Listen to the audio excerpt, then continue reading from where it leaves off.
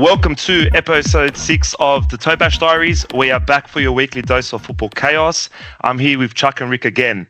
Today we're diving into a couple of hot topics at the moment. So first off the bat, we'll do a review on the striker merry-go-round at the moment. Big Rick, what is your take on the current situation? Where do I begin? It's been an absolute circus at the moment. Starting from Isak striking at Newcastle, it's kind of led to a domino effect. With Liverpool kind of showing interest, and then all of a sudden Newcastle trying to scramble to kind of, replace him with Šeško. They looked at Wissa. Apparently they looked at Watkins, which I'm not buying into. But like I said, it's just affected everyone's sort of strike force at the moment. What I do see happening, I don't know if Newcastle can go into the season keeping Isak around, unless Eddie Howe's become a professional counsellor, which would be an enormous job for him to sort of turn. But at the same time, I would kind of look at the point at this sort of situation and say, look, let's look at Šeško, let's look at Wissa, let's try and get them in through the door, get two strikers in, and sort of move on with life, and let Isak kind of set off into the sunset with Liverpool. But having said that, that doesn't seem like an easy choice at the moment because Liverpool are playing hardball or playing silly buggers in terms of price. They've offered 110 at the moment, which we all know on this pod is low, or should be low.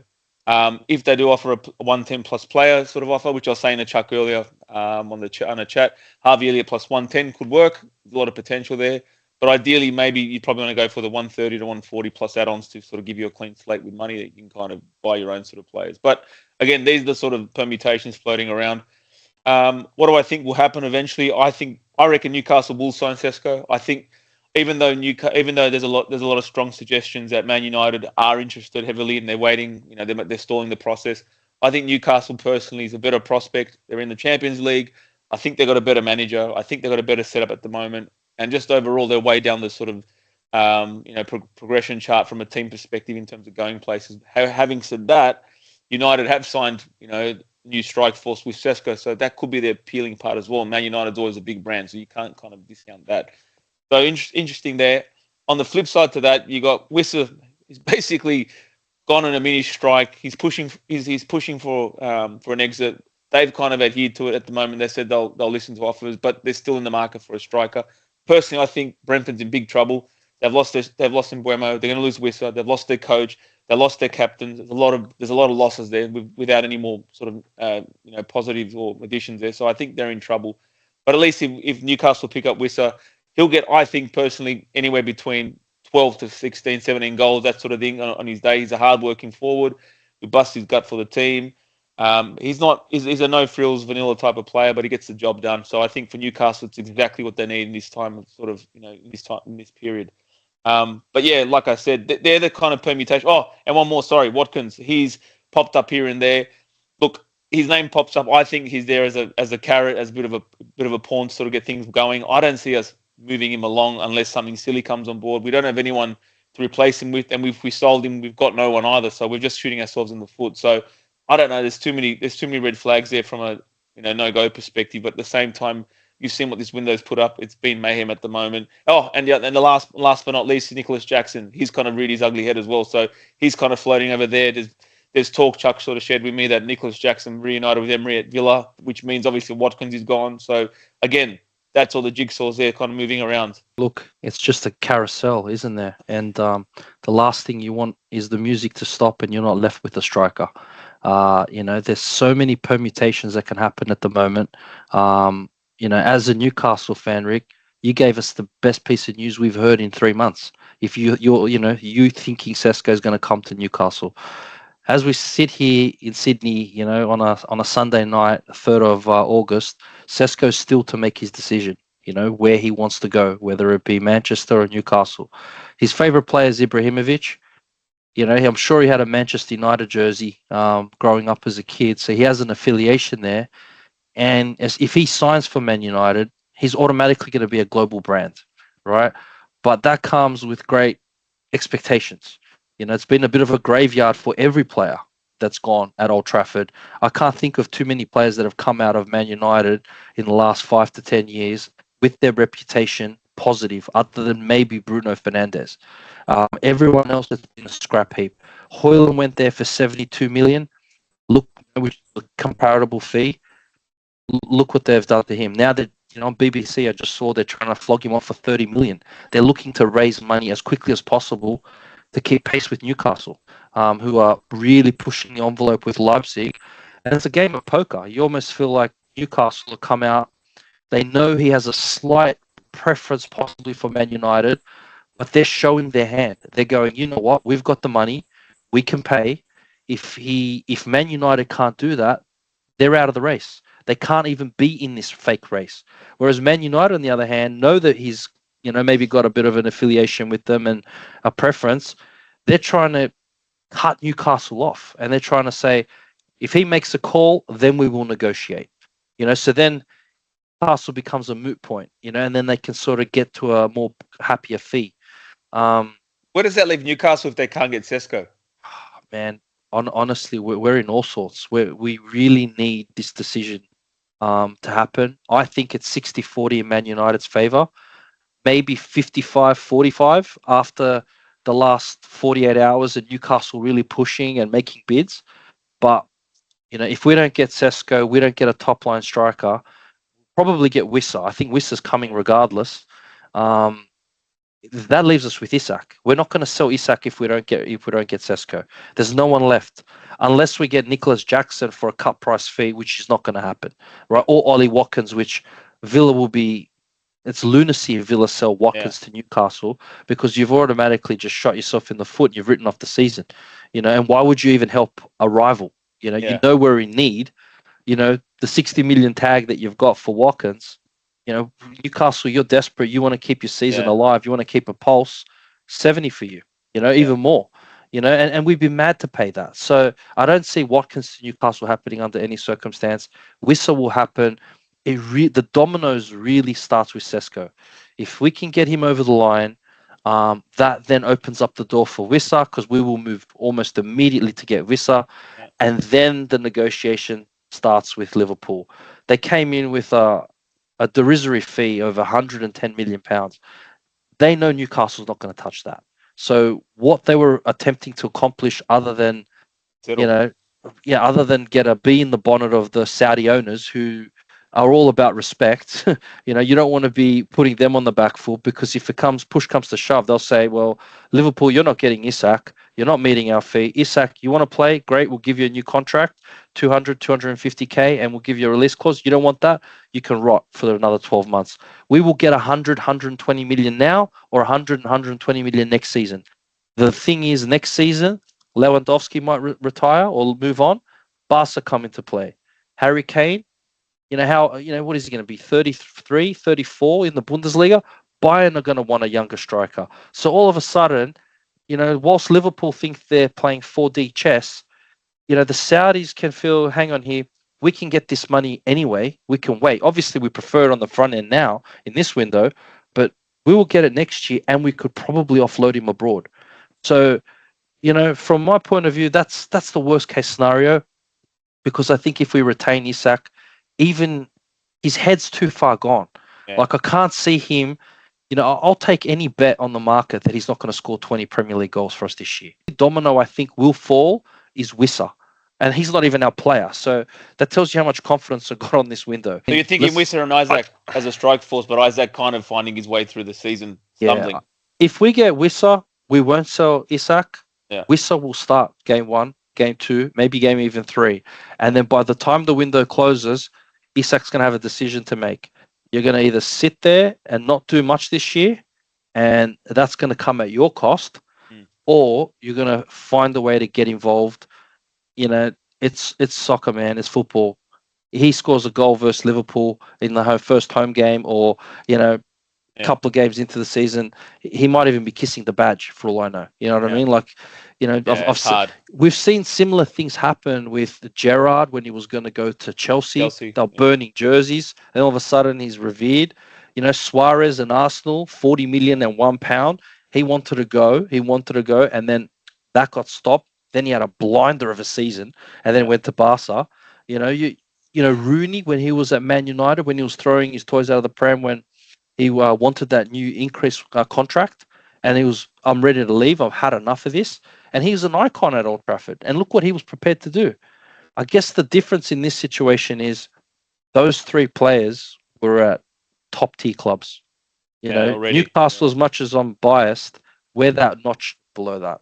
And, that probably adds a little bit more fuel to the fire for Isak to get out.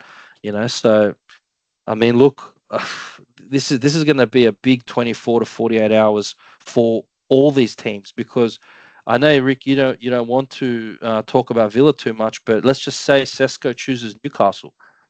The domino effect there is Amorim wants your boy Watkins.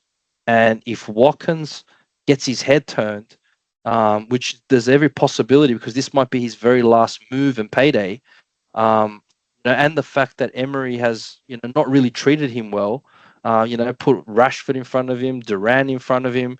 What more does the guy need to do? He's been there firing you guys for a top four. It's a hard one. Like it's definitely possible. I just can't see us letting go of Watkins, given the short supply of strikers at that level to actually keep up with the pack. Like, even with Šeško, to be honest with you, that is a good buy, but it's still a risk. That's a risk, definitely. There's an asterisk next to it.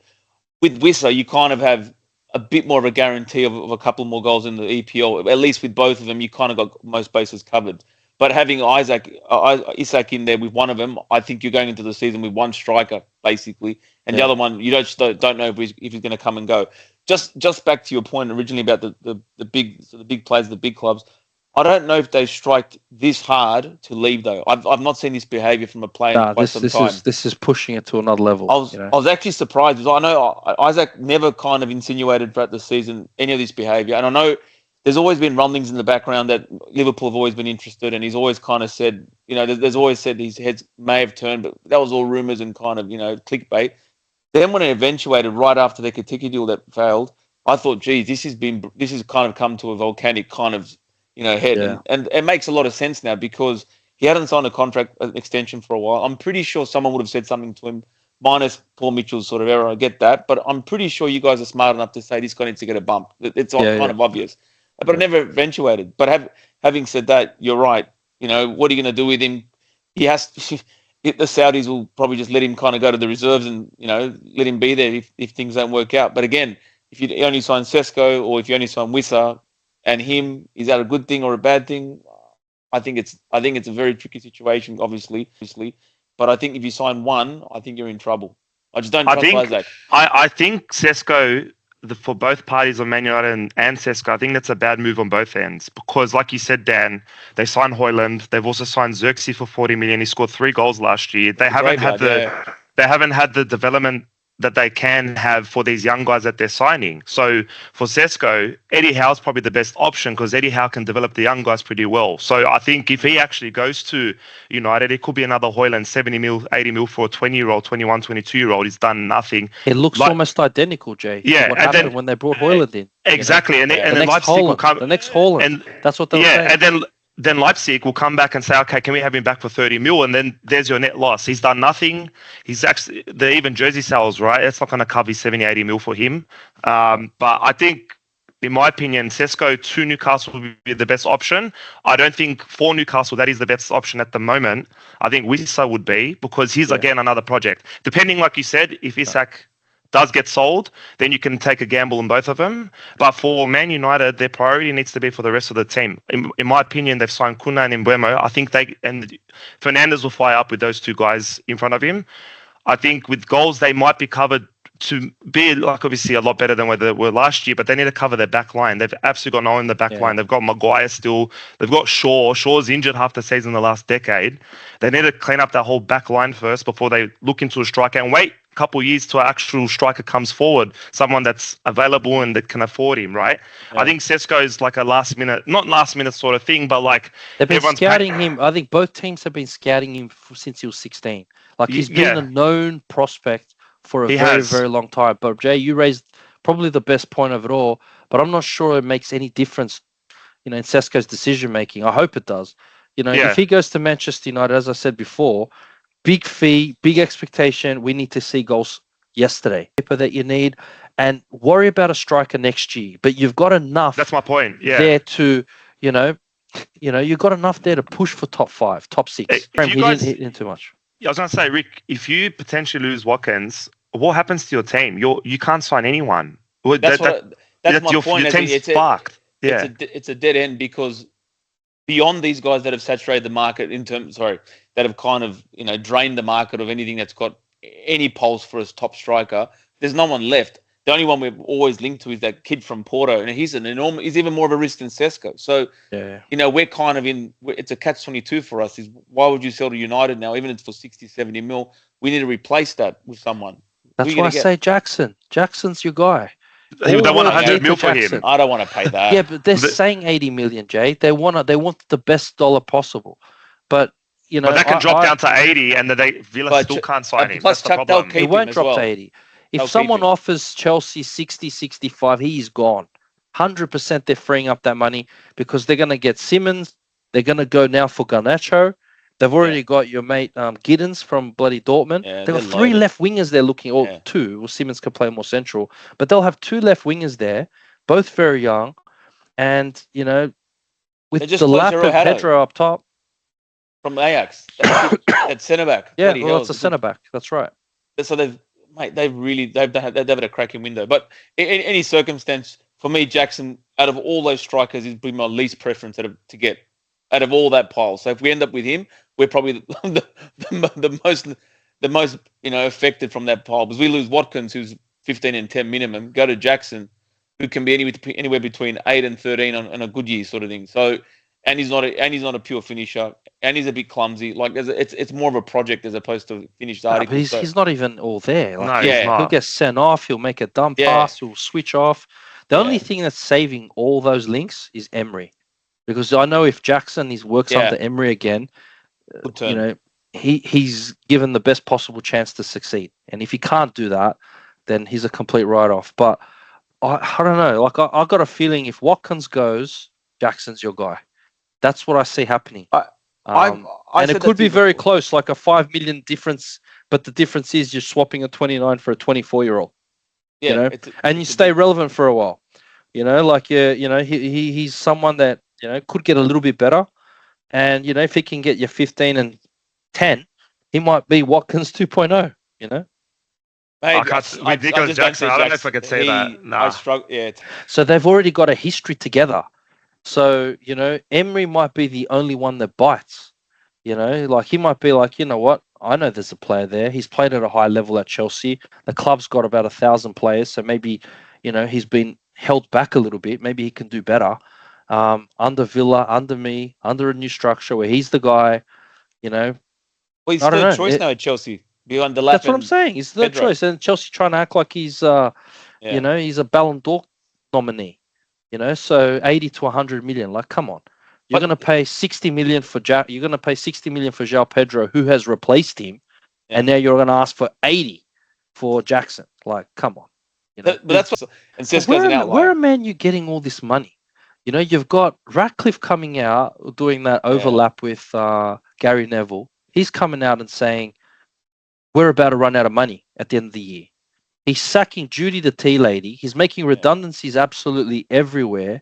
They've just issued an initiative where you pay, I think, £4,000 to secure your seat at Old Trafford, which is pricing fans out.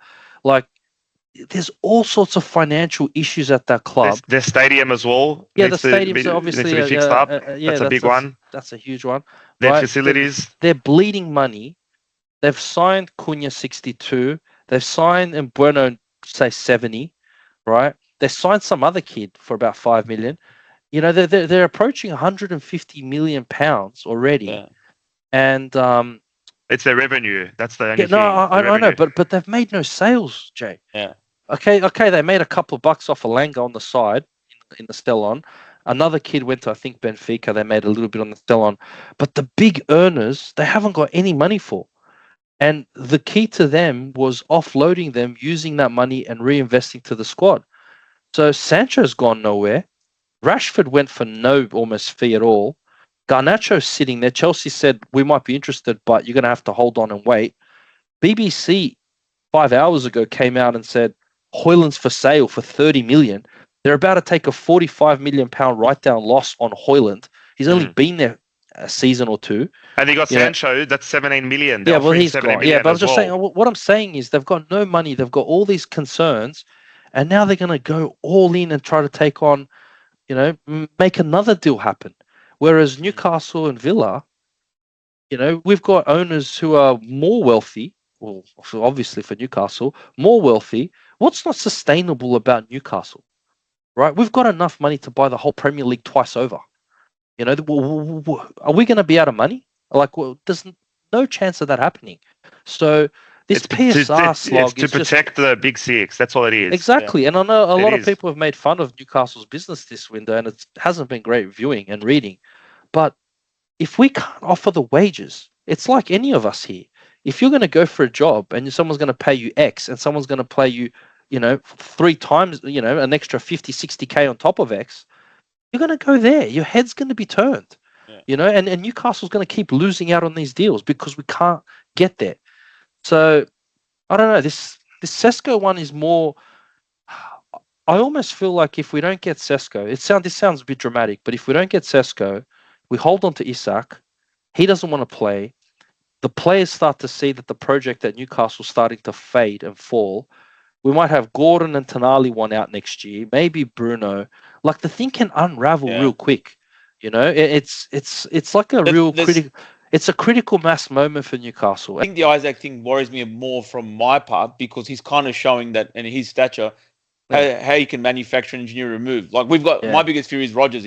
I'm thinking to myself, he just turns his head to the left and sees Isak sitting down, folding his arms. There's a template. There's a template there for all these players. And I'm like, geez, I want to do that and pause out. Even though we've signed him up for the next 5 years, which makes no difference anymore considering what you guys are going through. Means nothing. Isak's got 3 more years to go.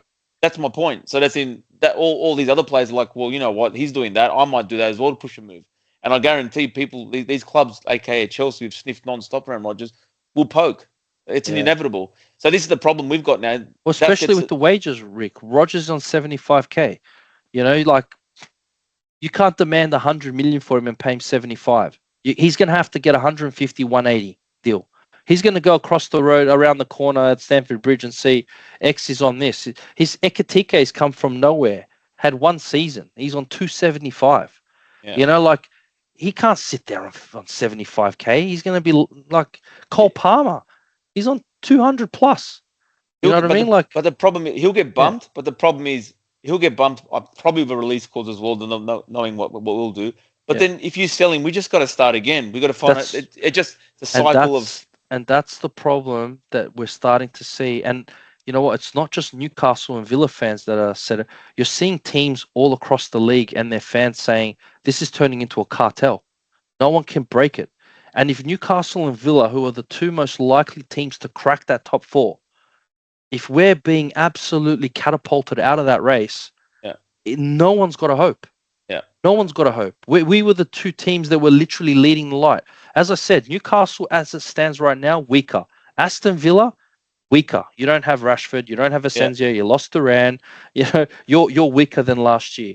Nottingham Forest, they've lost a couple of players, weaker. Morgan Gibbs, okay, they turned Morgan Gibbs White around, weaker. Bournemouth. Brentford, cooked. Bournemouth, deep fried. You know what I mean? Like what I'm saying is that whole pack of teams there that was sort of pushing and propping up that part of the table, they've all been decimated. Yeah. And what are you looking at now? You're looking at Arsenal stronger, Chelsea stronger, Liverpool stronger, City stronger. So if you've got these 2 forces happening at the same time, from 5th onwards just being decapitated, and the teams at the very top just keep going from strength to strength. Like, is this the blueprint we want from PSR? Is this where we want the Premier League to be going? And also Man United creeping as well. Don't forget, they're not... And I'm just fortunate also that Tottenham haven't done much business. They've just signed Kudos and they've kind of balked at everything else. But that's Daniel Levy. But I know they can afford, some big buys. I think Tottenham have spent 100 million this window already, Rick. How? They bought Kudos. Nah, they had wait a second. No, they signed Matthias Tell. They made him permanent. Oh, yes, I forgot about him. They made Matthias Tell permanent. They signed Danzo. It made him a permanent deal. Yeah, okay. So what I'm saying is it looks like they've done nothing, but they've got the same team as before, but they've spent about 100 million already. But they're going to need to spend another 100 million. Yeah. The way that squad's going, especially with Sonny now leaving, which is huge for them. But exactly, like, where's the Premier League going? Jay, you're sitting up on the perch there as Arsenal. How do you feel about Newcastle and Villa fading? Happy. Well, it bodes better for us, to be honest. We could actually probably beat Newcastle for once in the last couple of years. No, I just think for Newcastle, like I said, if we're going back to the striker, the Šeško point, his best place is to go there. And I think he might be leaning towards there, but obviously it depends on the whole Isak scenario. But if we want to talk about Liverpool selling Diaz this week, I think that's a statement of intent that they're trying to gun for Isak now. So I don't know. Like 2 weeks ago, I said Isak's not moving anywhere. You said he might be, obviously, because as a Newcastle fan, you start to get a bit anxious and paranoid. But I just now the whole turnaround, even with Gordon made comments the other day or yesterday. They said he was this close to going to Liverpool last year. So I'll touch base from an Arsenal perspective. I don't think, like, obviously you guys with obviously Aston Villa can't sign anyone, so they're not improving in any way or shape or form. So they'll hover around the 6 or 7, which I don't think will impact us. Newcastle is a big one because of Champions League also. But I think from an Arsenal perspective, if I just want to touch base quickly on our end, and obviously just looking at our preseason, Arteta hasn't improved at all, our team. In terms of our players, he has, but the way he plays, I don't think, just by looking at the Tottenham game, I'm not like in any way, shape or form of any like confident that we have improved. So how you guys end up, I don't think it impacts us at all. What impacts us is obviously the Liverpool signing and how Arteta drives his team. The way we play with the players we have one of the quickest team in the comp. We play so slow, possession-based football. We can't play against a low block, which Tottenham proved that 2 days ago. And you would have thought Tottenham low block. Like, how do those we couldn't words do even go anything, together? and they killed us on the set piece. They used their own tactics, covered Raya. Raya looked like he was completely clueless during the first half. They hit the post 2 times in the set piece. 2 things with you guys, Jay. Raya's a small keeper for one. That's his biggest problem. And 2, Arteta's never been a tactician. Like it's just not his. He thinks he is, but he's not. He's far from it. He's far from it. But you can't. Like, I agree. That's my point. Where I'm getting to. You can't have all these. You got Martinelli, who's a runner. Saka's a runner. Now we've got Madueke. Gyökeres, he runs. Then you've got Odegaard that sits behind them. It's all clamped up. We need to be like how Liverpool play, just run and gun, dude. Like when you see Arsenal play, we want to hold the ball 65% of the time, but do no damage. Rely on everything on our set pieces. Tottenham killed us. We played so shit. Arteta reminds me of, and this is going to sound outlandish, reminds me of Ange. He wants to impose his methods and tactics on the team. They're very rigid, especially at the start. They kind of, this is the way we play. We're going to force that through the team. They don't really adjust really well. And Andrew got caught out big time because he just played one way, the only way. And same as Arteta, he plays the exact same way no matter who he's playing, minus the long throw or a couple of corners or a couple of routines that you do screenings for and blocks. It's exactly the same way. The good teams, they're always adjusting. Like they'll change the formation. They'll put a few more in midfield. They'll do a couple of long balls. You guys, I could tell you, press play on every game that you guys play. It's exactly the same. Yeah, there's no difference. You try and force. Arteta tries to force the way he plays onto the other team. He doesn't kind of cater for the game. He just says, "This is the way we play. We're going to play this way." He's not fluid. It's almost like data doesn't mean anything to him. If you've got a data set and someone's saying, okay, they're coming after your left back 60% of the time, he'll just play his own way. He just, we hold on to the ball, we play through midfield, we get it up to the top, and, hopefully you win a set piece. And then, exactly. And then if Liverpool sign Isak, that from first to second is going to be a massive gap. Because at the moment, I don't know how their team's going to be with Wirtz and all that. You got, like you said last week, they've signed all these guys. You don't know how they're going to gel. So that's on our side because I'd say we're the second best team with Man City losing De Bruyne now. And then Arteta hasn't improved at all. You can't do that with Gyökeres. Gyökeres runs. You can't just sit there and wait for set pieces. I think honestly, players are just getting stale of his words. He's been there 5-6 years now. Yeah, and everybody has a cycle. Has a use by date. And if he doesn't get a tune out of him this year. I think he'd need to go, but he's on a big wicket. He's on 15 million. He's the second highest paid manager in the Prem, and one of the highest in the world, which is gobsmacked me. So I'm not sure the Cronkies will move on for him, but I just think it's starting to get a little bit stale. This is a lot of years on the project, and yeah, you guys need to show me something. I think you've got a good enough team to win it. Yeah, I agree.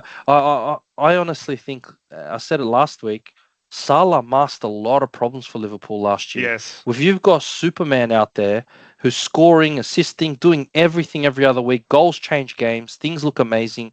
But this year they've got AFCON. This year he's a year older.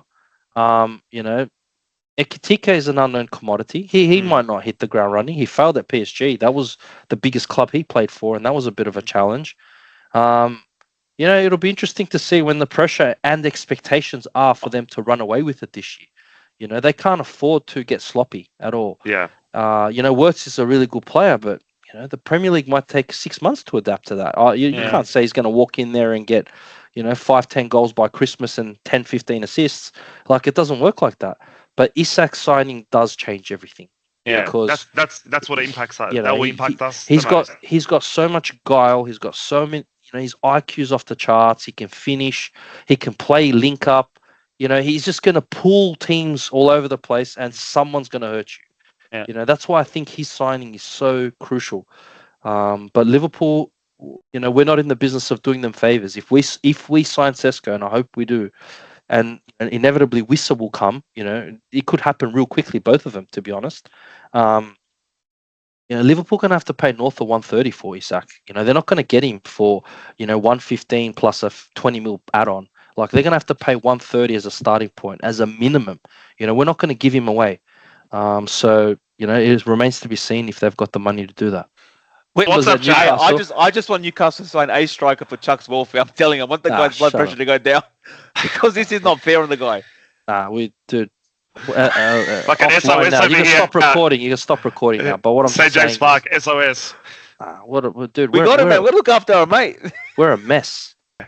Thank you for listening to episode 6 of the Toe Bash Stories. Please like and subscribe, and we'll see you next time.